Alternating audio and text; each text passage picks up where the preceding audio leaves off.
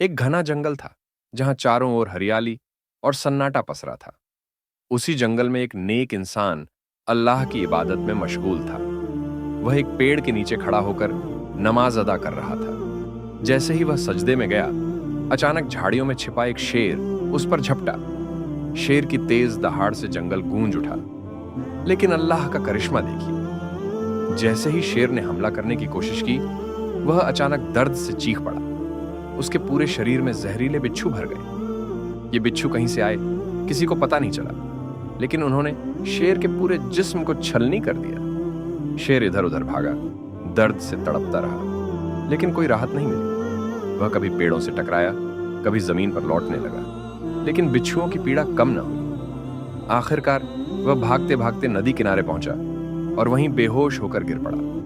उधर नेक इंसान अपनी नमाज पूरी करने के बाद नदी किनारे पानी पीने पहुंचा। जैसे ही उसने पानी लेने के लिए झुककर देखा, उसकी नजर उस बेहोश पड़े शेर पर पड़ी। वह चौंक गया और हैरानी से सोचने लगा, अरे ये तो वही शेर है जिसने मुझे नमाज अदा करते वक्त परेशान किया था।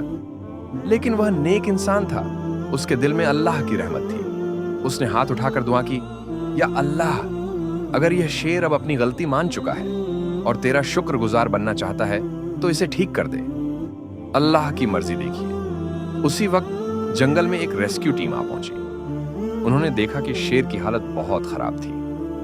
वे उसे उठाकर इलाज के लिए ले गए। कई हफ्तों तक उसकी देखभाल की गई। उसके शरीर से बिच्छुओं को निकाला गया, उसके घावों पर मरहम लगाया गया और उसे नई जिंदगी दी गई। धीरे धीरे शेर पूरी तरह ठीक हो गया। ठीक होते ही उसने सबसे पहले अल्लाह का शुक्र अदा किया और समझ गया कि इस दुनिया में अल्लाह से बड़ा कोई नहीं। फिर वह सीधे उस नेक इंसान के पास आया, सिर झुकाया और अपनी गलती की माफी मांगी। नेक इंसान मुस्कुराया और कहा, अल्लाह बड़ा रहमदिल है, जो भी उससे तौबा करता है वह उसे माफ कर देता है। उस दिन के बाद शेर ने कभी किसी को नुकसान नहीं पहुंचाया और जंगल में अमन और सुकून लौट आया। अगर आप चाहते हैं कि ऐसी वीडियोस दोबारा देखें तो सबसे पहले मुझे सब्सक्राइब करें, ताकि आपके पास मेरी नई वीडियो सबसे पहले पहुंच सके।